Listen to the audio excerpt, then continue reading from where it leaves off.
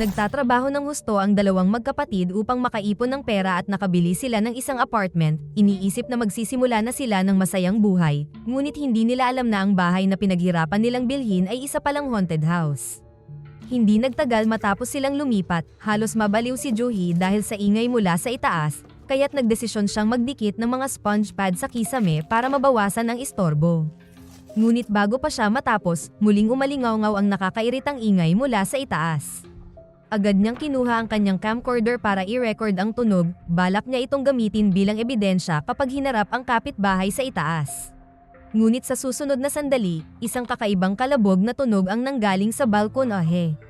Biglang tumunog ang telepono at basta na lamang niyang inilapag ang camcorder sa mesa na nakatutok mismo sa balkonahe.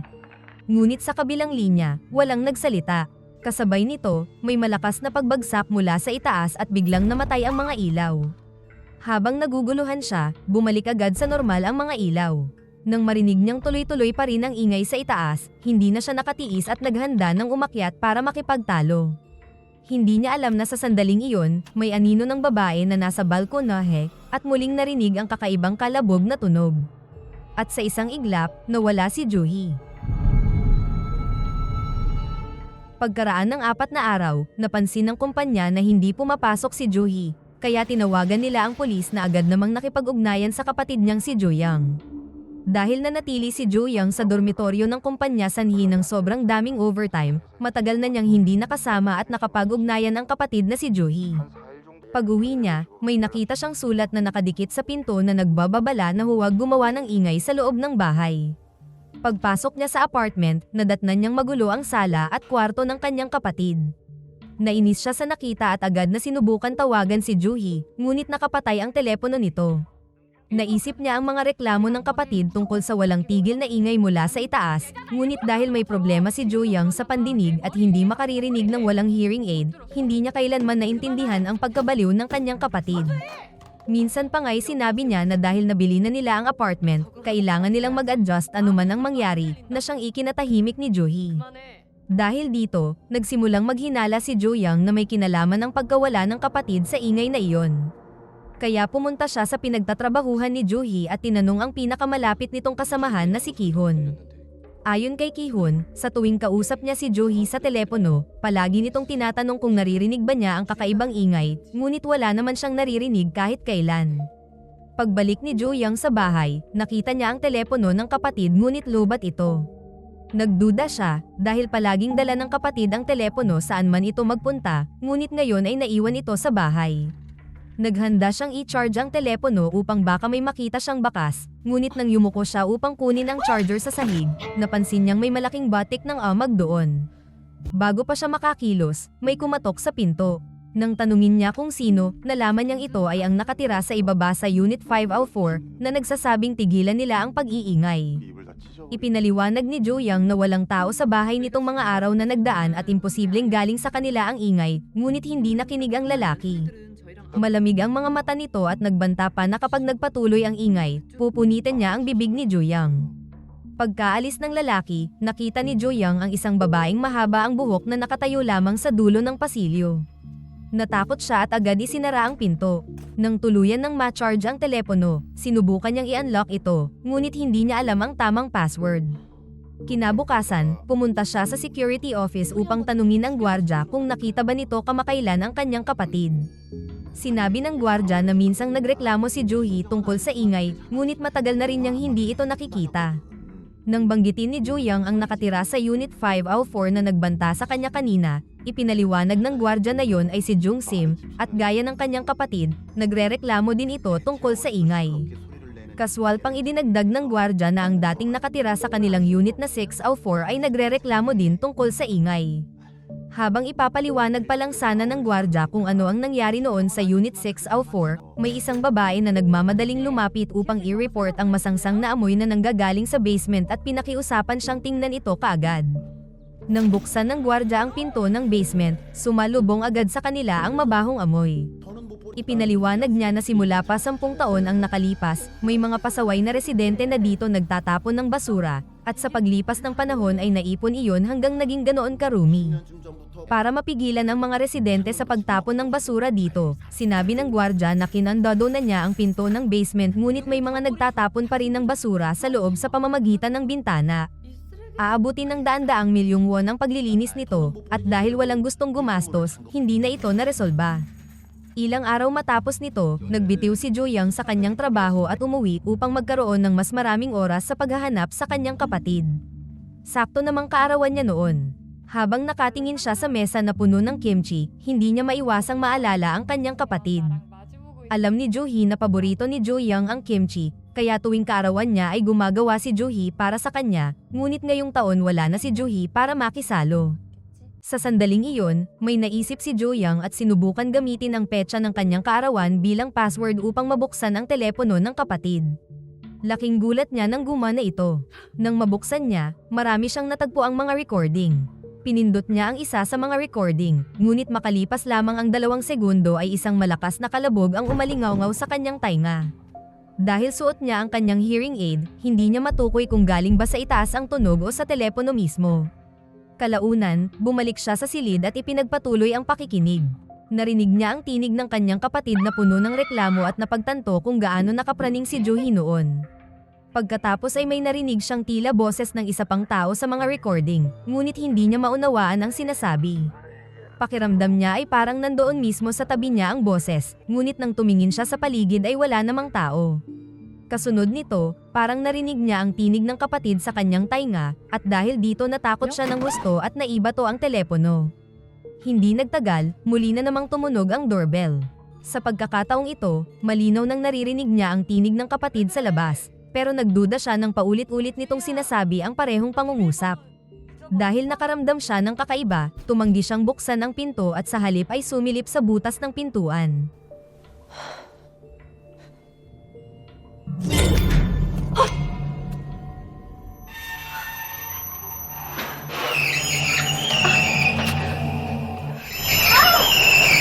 Sa susunod na sandali, bigla siyang nagising mula sa pagkakatulog. Ngunit hindi pa rin niya matukoy kung ang lahat ng nangyari ay panaginip lang o totoo. Maya-maya, dumating si Ki-hoon upang dalawin si Jo Young. Sa kanilang pag-uusap, nalaman niyang siya pala ang naging nobyo ni Jo-hee, at lihim silang nagkarelasyon sa loob ng 6 na buwan.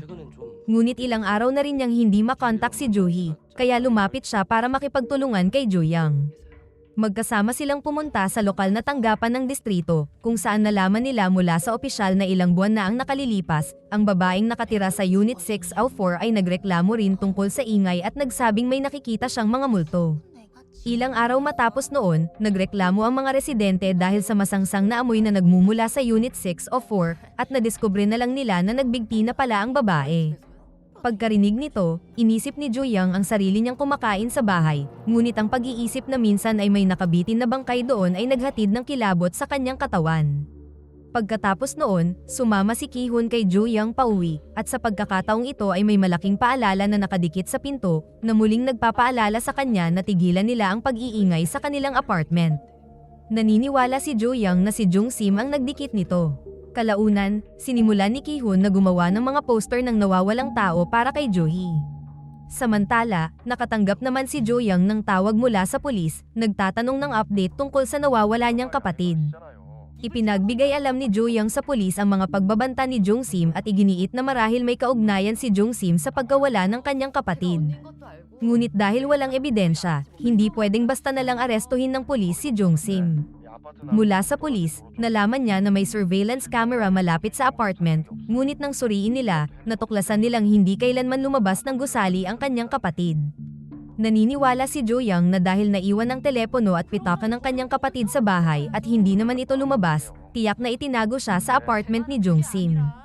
Kaya nakiusap siya sa pulis na masusing imbestigahan ito. Ngunit hindi pwedeng umasa lamang ang mga pulis sa hinala. Kung walang ebidensya, wala silang karapatang halughugin ang bahay ni Jung Sim. Di nagtagal, tumunog ang doorbell, at ang bisita ay walang iba kundi si Jung Sim. Humarap agad si Ki-hoon upang salubungin siya, habang nagtatago si Jo Young. Nang buksan ni Ki-hoon ang pinto, nakita ni Jung Sim na isang lalaki ang nandoon at biglang nag-iba ang kanyang ekspresyon, ngunit sumilip pa rin siya sa loob, halatang alam niyang naroon si Jo Young. Pagkatapos ay muli itong nagbanta na huwag silang mag-ingay bago ito umalis. Sa harap ng pinto ng kanyang Unit 504, inilabas ni Jong Sim ang isang nakatagong kutsilyo na tila bang dinala siya ng ingay sa bingit ng kabaliwan. Pagkaraan, nagsimula si Jo Young na magdikit ng mga flyers para sa nawawalang kapatid niya at napansin niya ang isang batang lalaki na nakatitig sa bintana ng basement. Dahil sa kuryosidad, yumuko rin siya upang silipin. Pagkatapos ay umalis ang bata, kaya ginamit ni Jo Young ang kanyang flashlight upang silipin ng mas mabuti. Sa sandaling iyon, biglang lumitaw si Jong-in sa kanyang likuran na nakatira rin sa apartment sa unit na 804. Binalaan niya si Jo Young na huwag magkalat ng mga flyers ng nawawalang tao sa compound dahil ngayong taon ay may bubotong redevelopment at hinding-hindi papayagan ng pinuno ng komite ng mga residente na magkaroon ng iskandalo. Kapag nadungisan ng tsismis ang lugar, malalagay sa alanganin ang pag-aproba ng redevelopment at babagsak ang halaga ng mga bahay.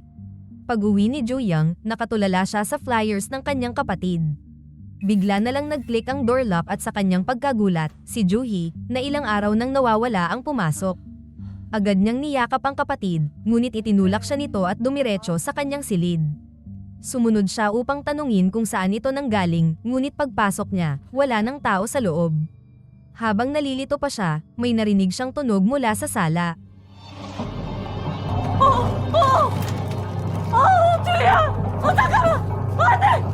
Panaginip lang pala iyon. Pumunta siya sa kusina upang uminom ng tubig at pakalmahin ang sarili, ngunit aksidenteng napansin niya ang tila anino sa balkonahe.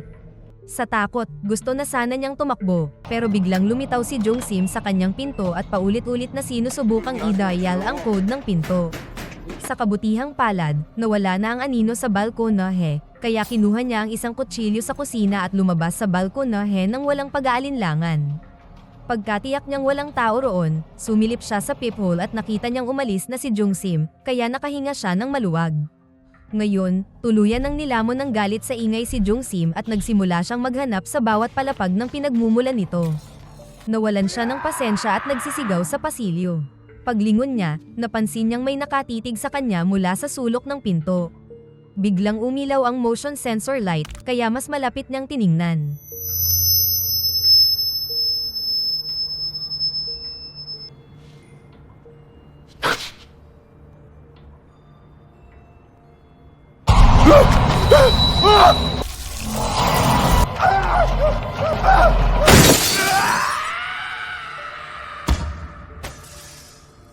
Kinabukasan, nakarinig si Jo Young ng sirena ng pulis at dali-daling bumaba, at doon niya nakita na si Jong Sim ang patay.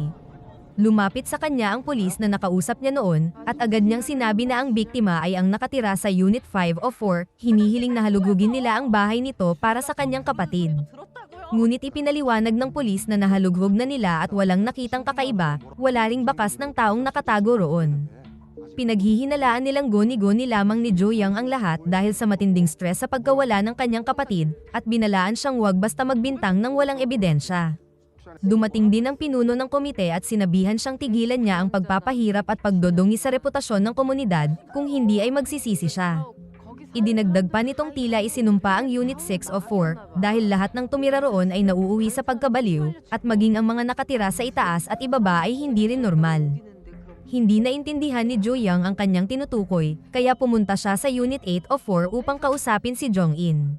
Sa sandaling iyon, may batang babae na dumaan sa kanyang likuran, at ipinaliwanag ni Jong-in na iyon ang makulit niyang anak. Mula kay Jong-in, nalaman niyang ang babaeng minsang nakatira sa Unit 704 ay palaging nagrereklamo tungkol sa ingay. Bilang ganti, tumuntong ito sa upuan at binabayo ang kisame gamit ang kawali upang gumanti din ng ingay. Ngunit naapektuhan naman nito ang lalaking nakatira sa Unit 604 noon, at sa tindi ng galit ay sumugod siya sa Unit 704 at inatake ang babae gamit ang martilyo. Nang mapagtanto niya ang kanyang nagawa, agad siyang tumakas. Ngunit hindi agad namatay ang babae. Sa kanyang huling sandali, patuloy siyang kumakatok sa mga pader at sahig para humingi ng tulong, habang may tunog ng pagkiskes ng ngipin na lumalabas mula sa kanyang bibig. Ang mga kapitbahay ay ipinagwalang bahala lamang iyon, iniisip na ingay lang at hindi pinansin. Nang madiskubre ang kanyang bangkay, natakot ang mga residente na baka hindi maaprubahan ang pagpaparedevelop ng gusali, kaya't nagkasundo silang lahat na manahimik. Mula noon, naglaho ang lalaki mula sa Unit 604 at walang nakakaalam kung saan siya nagtungo. Tinanong ni Jo-young si Jong-in kung sino na ang nakatira sa Unit 704 dahil may mga kakaibang ingay na lumalabas doon araw-araw. Ngunit sinabi ni Jong-in na walang nakatira roon mula nang mamatay ang babae. Nagulat si Jo-young. Pag-uwi niya, nakakita siya ng isa pang papel na nakadikit sa kanyang pinto na mas ikinagulat niya. Palagi niyang iniisip na si Jung-sim mula sa Unit 504 ang nag-iiwan ng mga papel, ngunit ngayong patay na si Jung-sim, ibig sabihin ay may iba pa sa likod nito. Ngunit sa pagkakataong ito, blanko ang papel.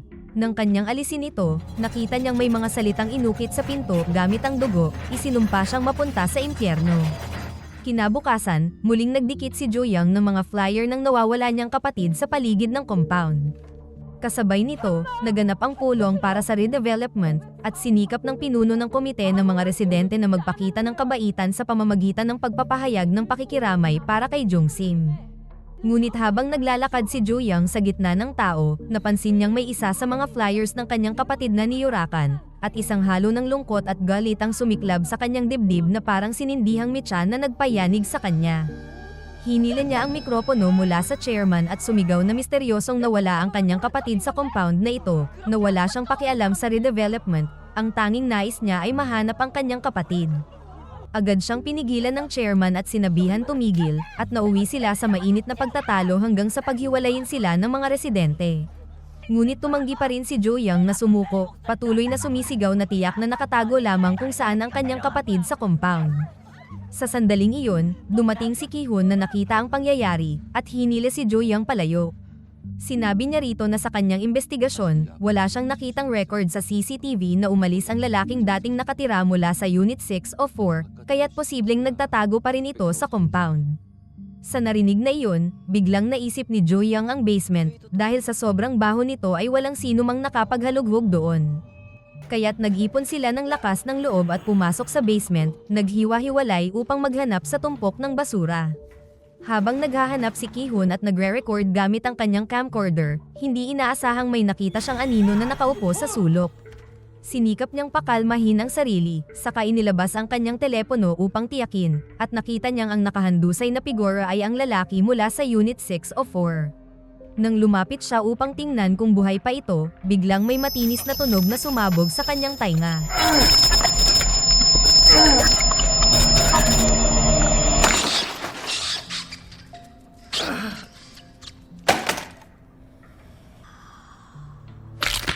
Samantala, walang nakita si Jo-young at nagtungo na upang salubungin si Ki-hun, ngunit napansin niyang may kakaiba rito.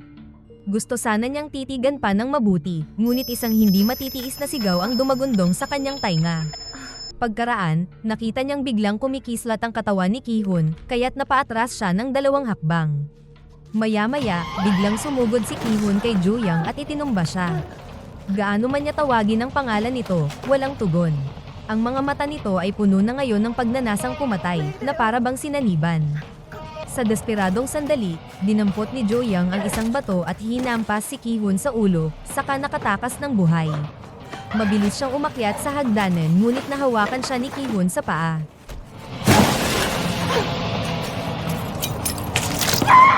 Mabuti na lang sa kritikal na oras na iyon, biglang lumitaw ang pinuno ng komite at iniligtas si Jo-young. Pagmulat niya, nasa opisina na siya ng property management, nakabalot na ang kanyang mga sugat, at labis siyang nagulat nang malaman na ang nagligtas sa kanya ay ang pinuno ng komite. Ipinaliwanag nito na nagkataon lamang na napadaan siya sa basement, nakita si Jo-young at tinulungan siya, at nakatawag na rin daw sila ng pulis upang imbestigahan ang basement. Unti-unting nagbago rin ang ugali ni Jo-young, at di nagtagal ay nagsimula siyang makipag-usap sa pinuno ng komite. Binanggit niya na sa buong compound, 2 pa lamang ang mga batang nakita niya, ang anak ng pinuno, at ang anak na babae ni Jong-in mula sa Unit 804. Ngunit nagpakita ng pagtataka ang pinuno matapos marinig ito, sinabing matagal nang namatay ang anak ni Jong-in dahil sa aksidente.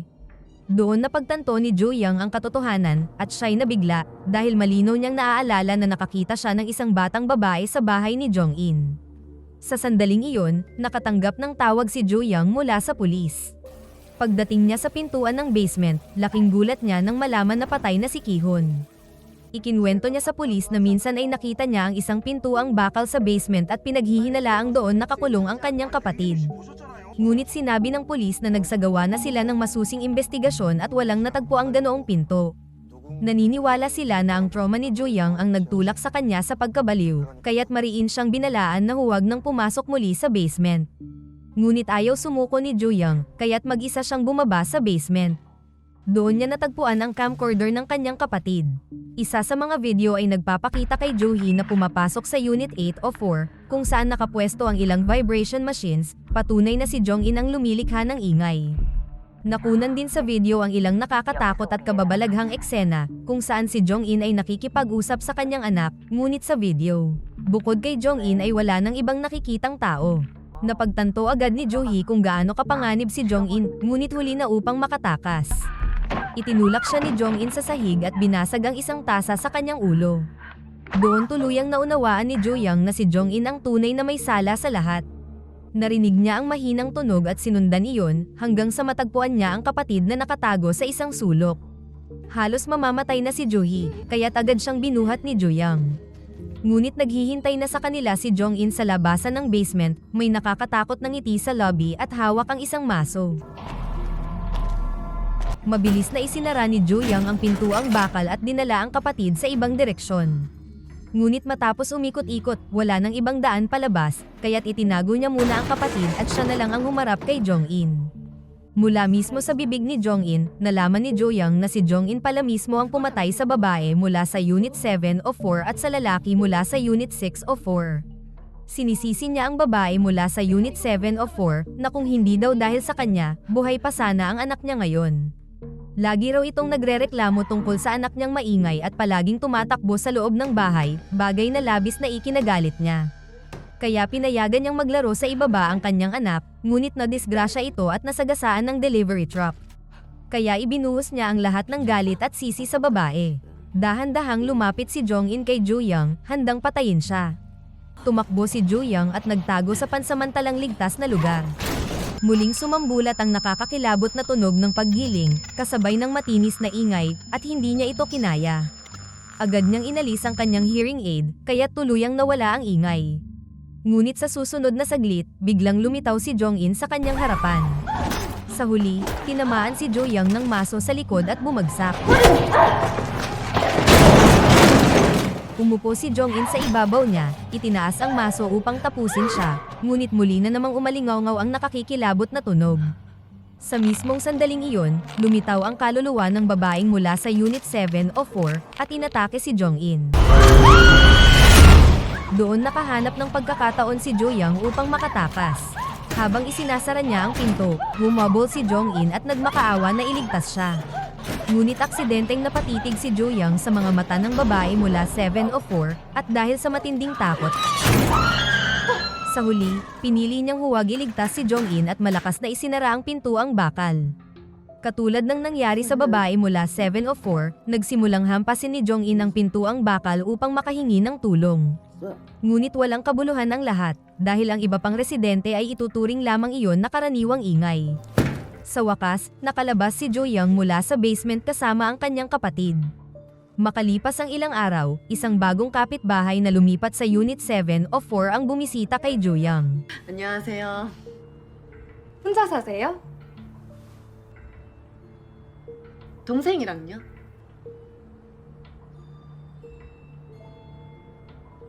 Bagamat medyo nagtataka, iniabot nito ang dalawang regalo at nangakong mag-iingat na huwag gumawa ng ingay mula sa itaas, at dito na nagtatapos ang pelikula.